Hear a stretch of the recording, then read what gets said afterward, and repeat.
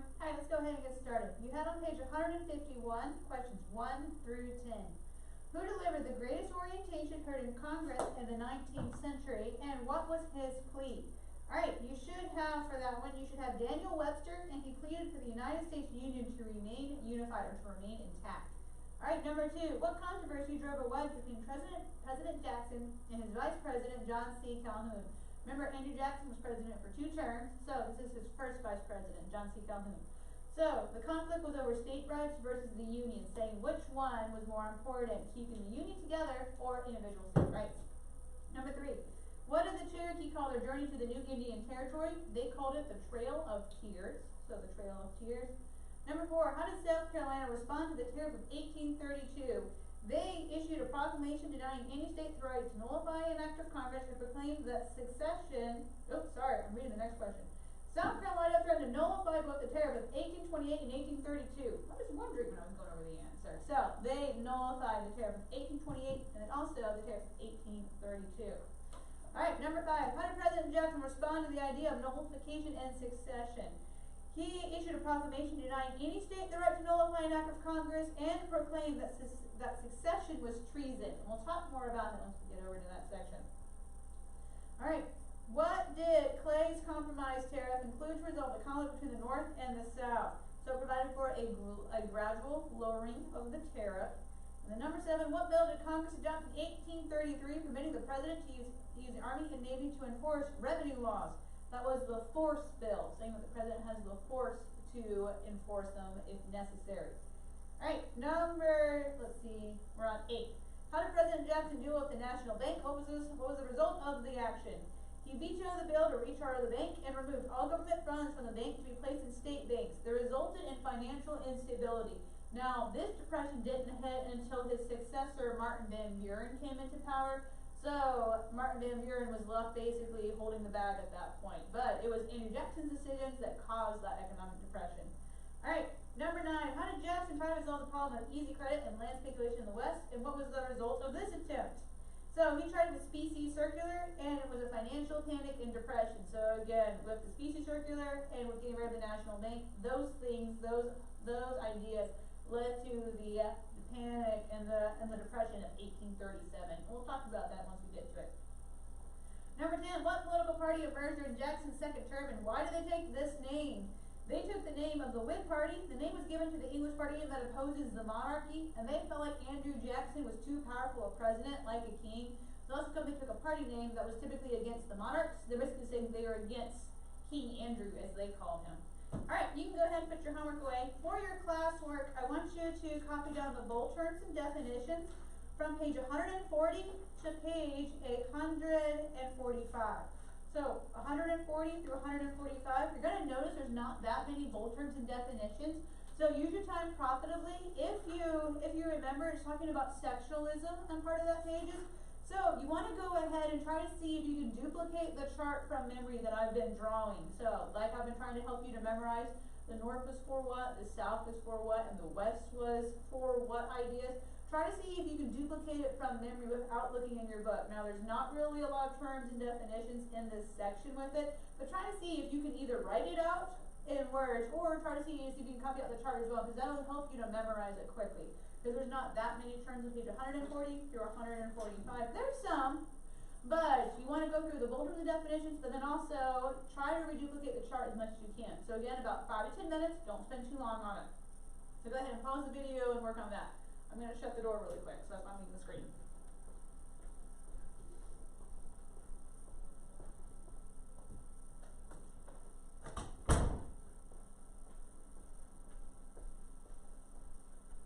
Alright, so now that you're back and I'm back, let's go ahead and let's go over the bold terms and the definitions, plus the chart, so that way hopefully you got through as much as possible. I'm going to slide this over, so that way I can draw on the board for it. Alright, we'll move down a little bit. Okay, so remember the idea of westward expansion. So westward expansion was a major controversy or a major source of contention between North, South, and West in this time period. So it was westward expansion, easy land policy, internal improvements, all of those ideas together. So it was North versus South versus West. Alright, North, were they for it, against it, or mixed? Remember the North was against it. The South, were they for it, against it, or mixed? they were more mixed on it. And the West, were they for it, against it, or mixed? They were for it because they want that easy land policy. The next major controversial issue was the bank. So the North, were they for it, against it, or mixed? The bank was for it. The South, for it, against it, or mixed? Mainly for it. And then the West, for it, against it, or mixed? Against. They blamed it for the Depression of 1819. Alright, then the next major controversial issue was the tariffs, or putting those taxes on imported goods. Were the North for it, against it, or mixed? For it. Were the South for it, against it, or mixed? Against it. West for it, against it, or mixed? They were more mixed on it, depending on where you lived at in the West, in the North or in the South. Alright, last issue, slavery. Was the North for it, against it, or mixed? Against. The South, were they for it, against it, or mixed? They were for it. Then the West, for it, against it, or mixed? Mainly for it. So, just make a note for the issues, and that you note them, and that you note them really well as we're getting into it. Alright, so those are the main ideas of the sectional issues for it. Alright, what two states came in with the Missouri Compromise? Obviously Missouri, and then Maine. Which one came in as a free state? Maine. And so Missouri came in as a slave state to get that balance, or that number of of slave and free states. So there's an equal number in the Senate, and that's what the South wanted. They were worried about the northern states making slavery illegal. Alright, what year was the favorite son's election? That was 1824, so make a note for that. Whoops. 1824. Okay, what was the favorite son of the North? John Quincy Adams. What was the favorite son of the South?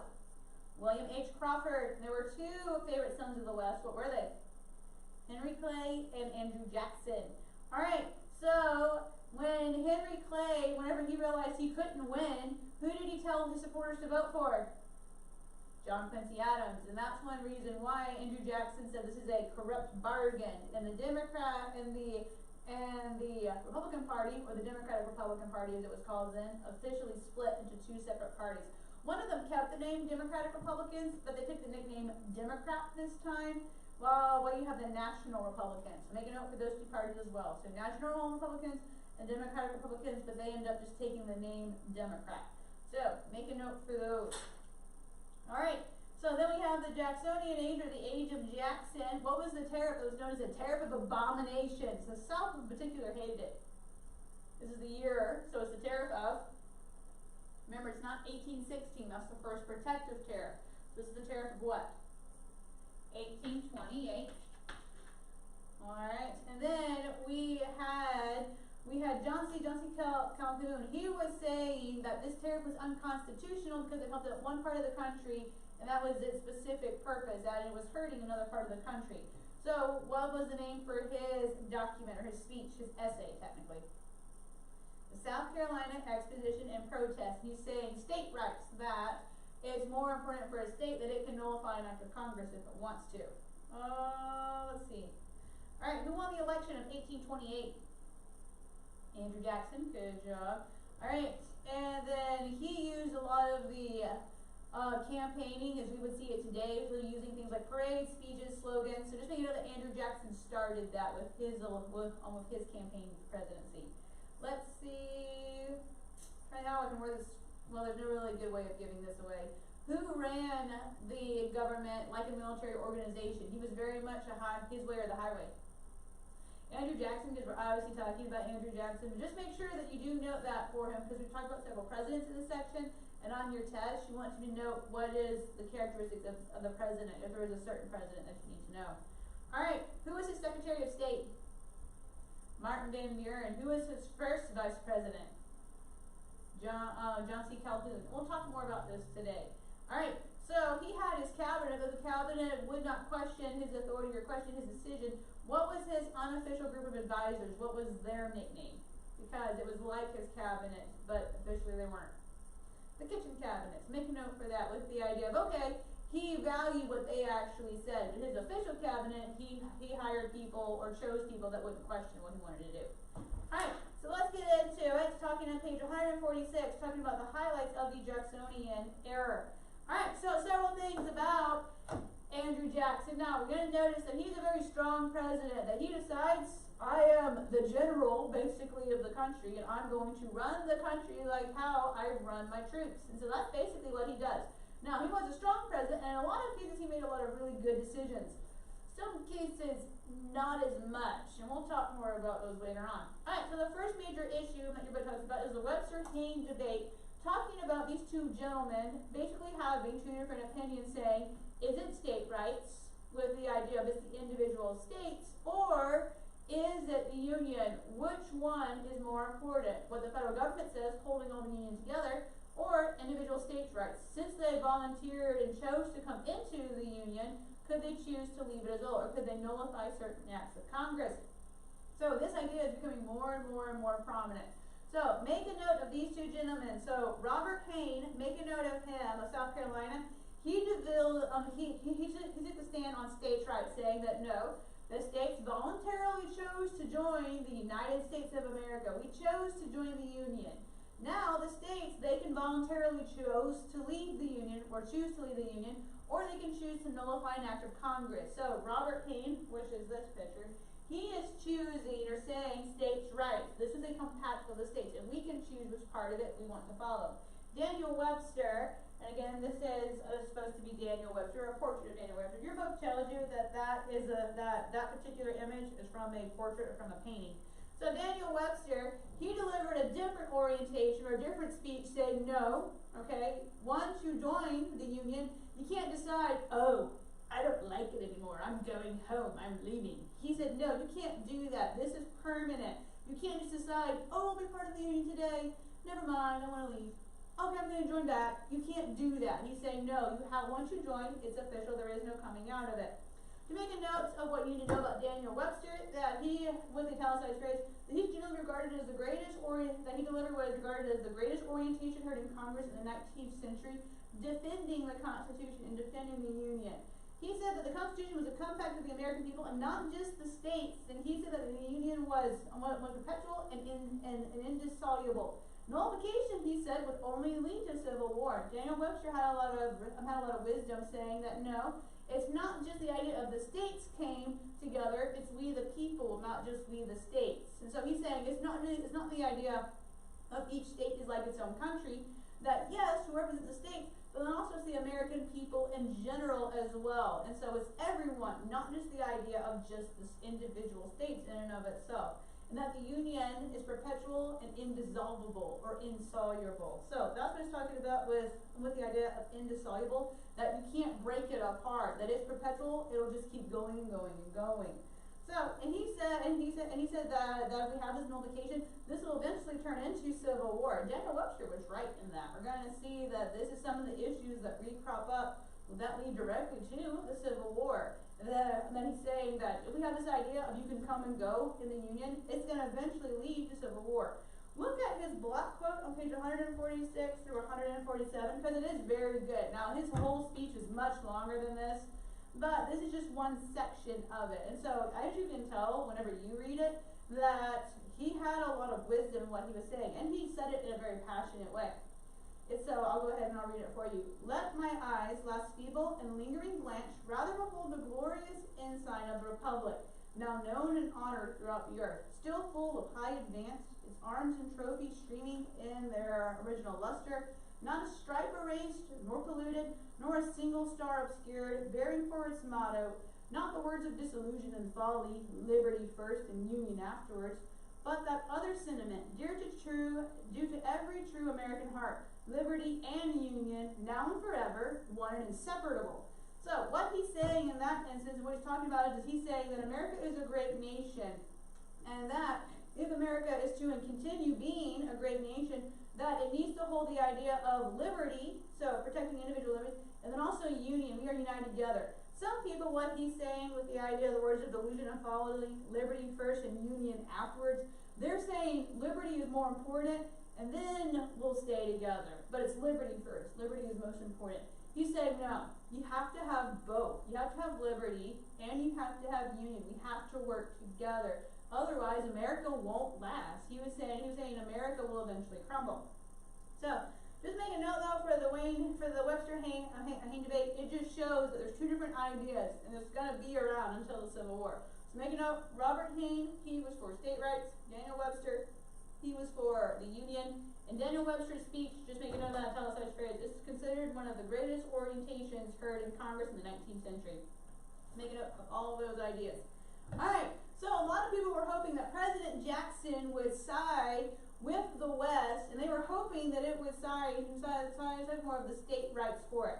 So your book points out that throughout his 2 terms of the Union, as 2 terms of president, Jackson ended up siding with the Union overall. He understood that, okay, I might have personal preferences for the West, but I understand I need to keep the Union together. As a president, he understood that he needs to keep his troops together, and so he understood the idea of I need to unify the country. I can't have it split off. I can't have it doing that. That will break apart my country, or possibly in his mind, break apart my troops. I need to make sure I keep everyone together and have everyone have a common goal. So Jackson understood the idea of nationalism, of we need to keep the country together. So your book points out the Democrats, though, that they were hoping that he would side more with the state rights. So your book points out that there was a celebration held in Washington in honor of Thomas Jefferson's birthday to try to associate Thomas Jefferson's ideas of state rights with the Democratic Party, and they were hoping that it would help unite the party together. Because even though that it was the Democratic Party, there was still some sectionalism happening for it. So they were hoping this would help unify the whole party together with the idea of state rights. And since a lot of the Democrats wanted more of the state rights ideas, they were hoping that it would help everyone to kind of establish that for it. So this was to hopefully ally the Western and the Southern factions within the party. There were several references made to the idea of states' rights and nullification, but no one officially actually said it. But they were saying with the idea of nullification and state rights that those were a part of the Democratic Party's ideas. And so they're trying to loosely associate the Democratic Party with its ideas of states' rights. They were trying to see if they could get Andrew Jackson to fully commit to one way or the other. Eventually, though, Jackson did commit. And so Jackson said, our federal union, it must be preserved. Whenever he officially said that, he's saying, nope, I'm allying myself with the Union. I'm not siding with the idea of state rights, so if anyone asks me officially, it's the Union. The Union is more important. Kind of awkwardly, though, his vice president, John C. Calhoun, followed up with a second statement. He said, the Union next to our liberty most dear. What he's saying in that sentence or in that quote is, the Union's important, yes, but next to, afterwards, liberty. So he's agreeing with President Jackson, but he's changing it slightly, saying what he's for. So President Jackson said the federal union, it must be preserved.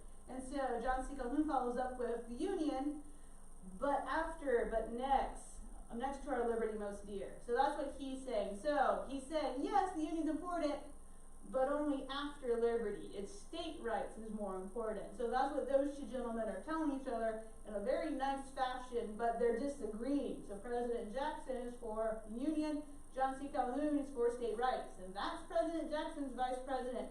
This is the time whenever we have an open break between these two gentlemen. Eventually, John C. Calhoun will eventually resign from being vice president because of this division, because he felt like it was more state rights, and that's what he believed. Well, President Jackson said, nope, it's the Union, that's more important. So just make a note that this incident precipitated an open break between Jackson and Calhoun. Both men understand now where the other one stands on this issue, and it's going to lead to eventually Calhoun's resignation. Alright, support of the West. So he did side up with the West in a lot of issues, in particular with the idea of westward expansion, that he helped out with the squatters. To make a note of what a squatter is, a squatter in this time period is someone that goes to a land, clears it, and starts to live on it, even though technically they haven't bought it yet, so they don't have a legal title to it, but they're living on the land, they're cultivating it. So that's a squatter. This is a frontiersman who claimed and cleared land without a legal title to it. So he's enabling them to be able to purchase the land basically after the fact, or to get legal claims to it after the fact. So he's helping out with the frontiersmen move west. Now, the federal government did want to build the Maysville Road. So Jackson, he was determined to reduce the national debt. Now remember, a lot of Westerners, they were for internal improvements. They wanted the idea of having land or They wanted easy land, but they also wanted easy road access, and they felt like it was the federal government's job to help out with that. Now, Andrew Jackson, he typically sided with the West, but on this issue, he said, no, I need to reduce the national debt. This is spending government money, and this is on purpose, just benefiting, in a lot of cases, just the West. So he would say, no, unless it benefits the whole country, we don't need to do that. Just building roads just for the West is not conducive, and that's not a good use of government spending. So, because of that, he vetoed the original bill with the Maysville Road, saying, no, this only benefits just the West. Now, if it benefited the whole country, like the Cumberland Road, then maybe, but no, this just benefits just the West. This isn't a good source of government resources. So, President Jackson showed wisdom in that regard, saying that, okay, even though I am from the West and I understand the frontiersman's logic, no, this just benefits just them, and I need to keep the whole Union together, and I'm not going to spend money just for just the West. Alright, so the next section your book talks about with Andrew Jackson has to do with the Native Americans. This is one area of history that's a little bit hard to go through, just because in this instance, this is something to where a lot of Americans are not proud of because of how the federal government handled it. Now, keep in mind, what is a country made up of? Well, land, obviously, but like, what are like the living parts of a country? The people. Now, you could say, okay, there's animals, but like the people make up make up a country. If all the people die in an area, you don't really have a country anymore. So now, keep in mind, are people perfect? No. So would you expect a country that's made up of people to be perfect? No. And so this is one area of history where America, as a general rule, as a whole, made a bad decision. Now, some people were against this, but unfortunately, enough people were for it to where this happened. Now, we learn about it in history, so that way we hopefully something like this will never, ever happen again to any people group, Native American or some other type of people group. So there's one area of history that gets a little bit hard, but it's okay, because everybody makes mistakes, and in some cases, whole countries make mistakes, and it's important to learn from them. So, the Native American relocation. A lot of the early presidents, they wanted to help the Native Americans to assimilate into European or American culture. In a lot of cases, because the Native Americans were living on the land first, as you had the Europeans come over, they in a lot of cases would try to buy the land from the Indians, or in some cases they would forcibly take it from them. We've talked about this a little bit already with those early colonists.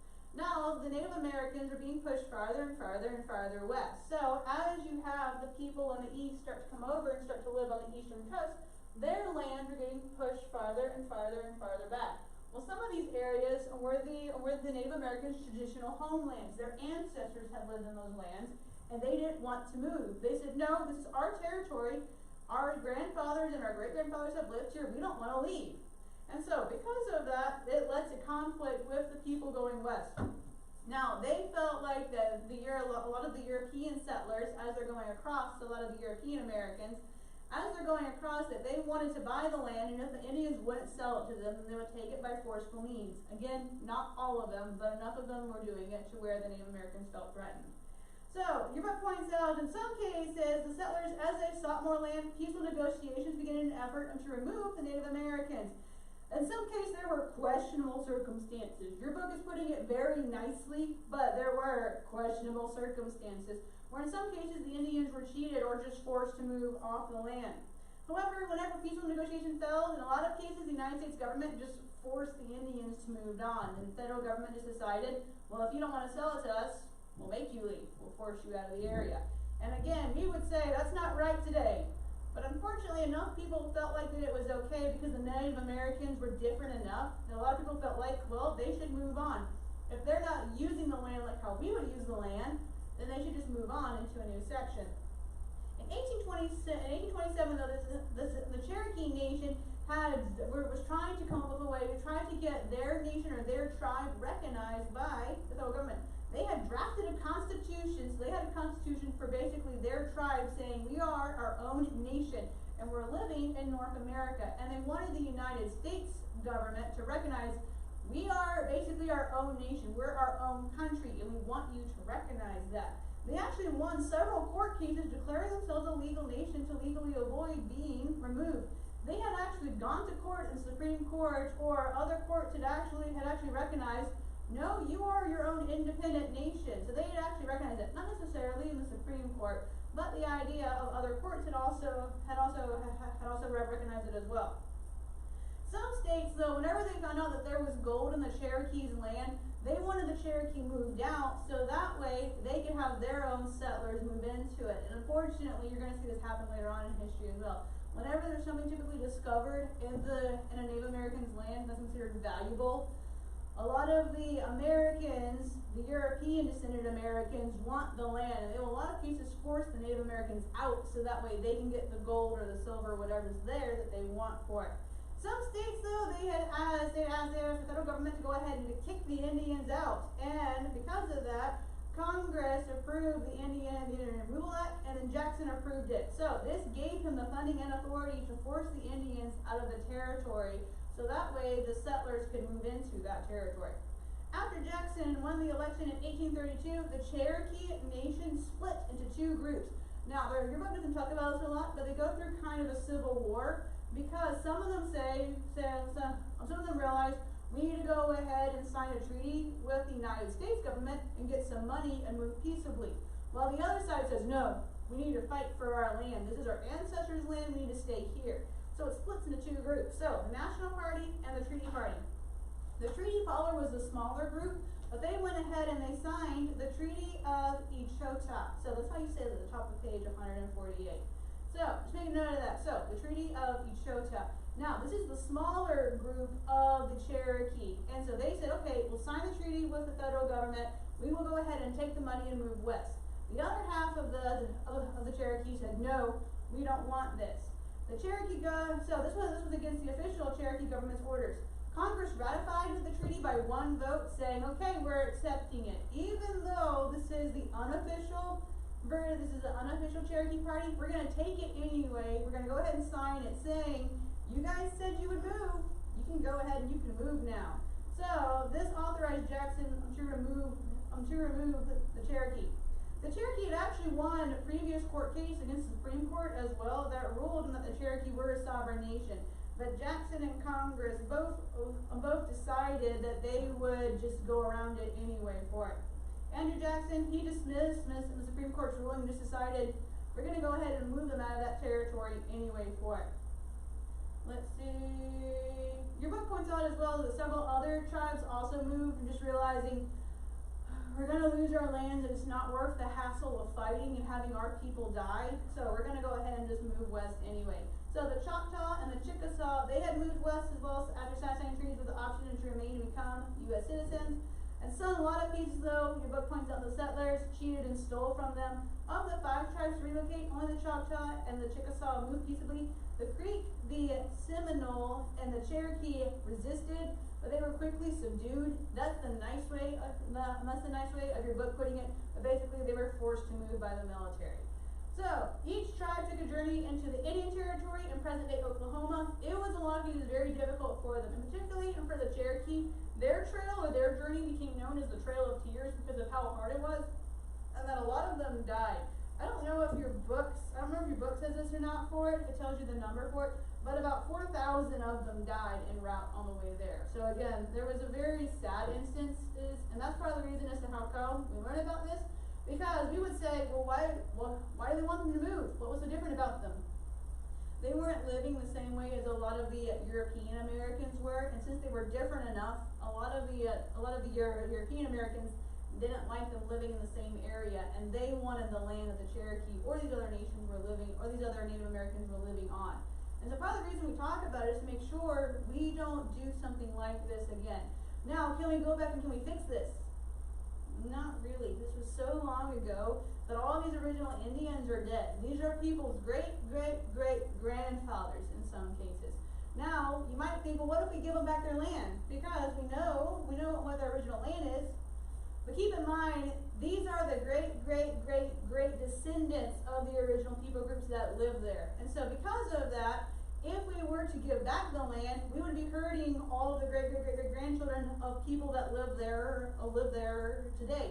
It's not your fault if you live on land that someone's great grandfather, maybe not even your great grandfather, gave away. So you can't go through history and right every single wrong that your great grandparents did. It's impossible. You can't do that. Everyone's ancestors make some type of mistake, and so that's how come you have to decide that you need to live as best as you can according to godly principles and not take advantage of other people and not hurt other people just because they're different. Now, again, in this time period, a lot of people either just didn't care, or they decided that the Native Americans were too different and they didn't like how they were living and they wanted them to just move out. So that was a lot of the main reasons. A lot of cases we would call that racist today, and yeah, it pretty much was. And so again, this is one of the reasons why we study it though, is so that way we don't make the same mistakes today. And we need to try to live with other people groups as best as we can, as long as they're living according to godly principles. We need to try to live with them peaceably according to godly principles as well. We try to get along with everyone as best as we can, even though they might be living slightly different than how we live.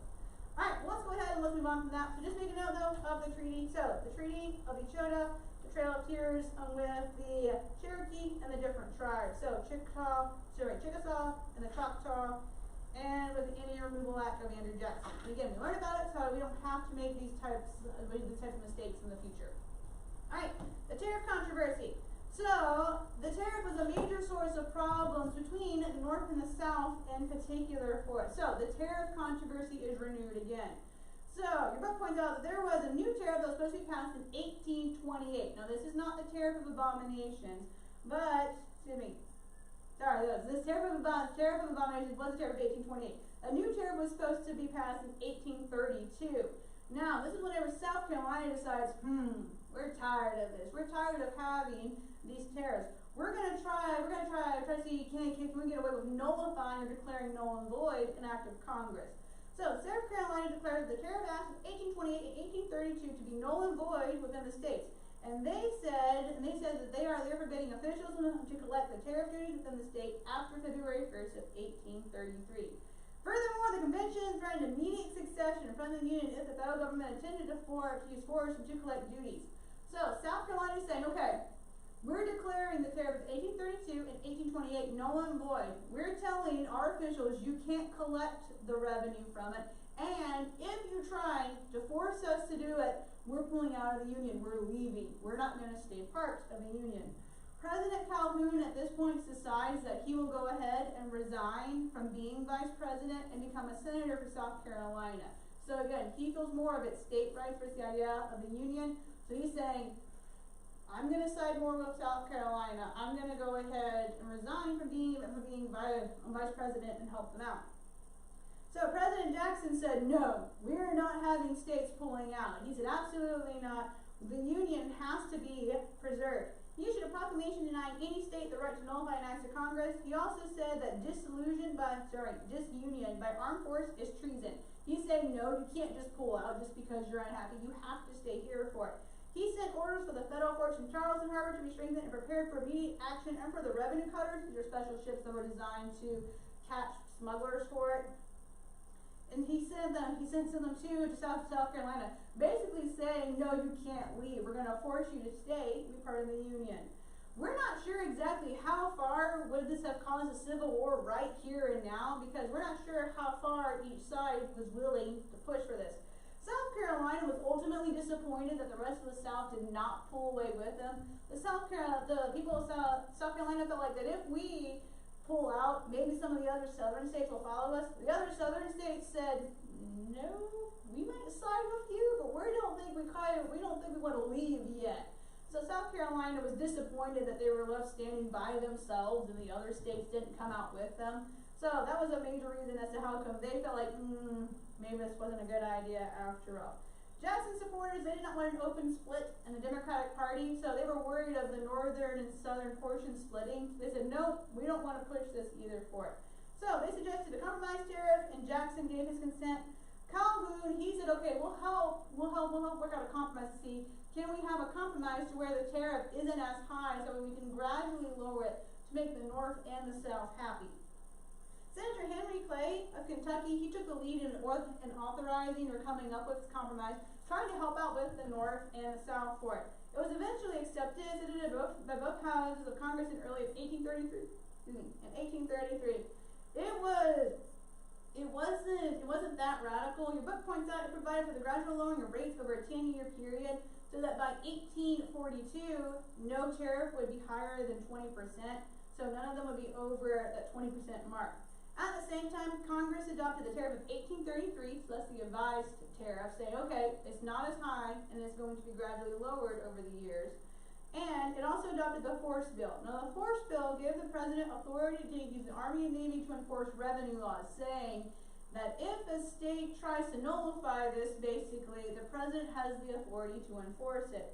South Carolina convention, they reassembled and they said, okay, we take back our ordinance of nullification with the idea of the tariffs, but we're also nullifying the Force Bill.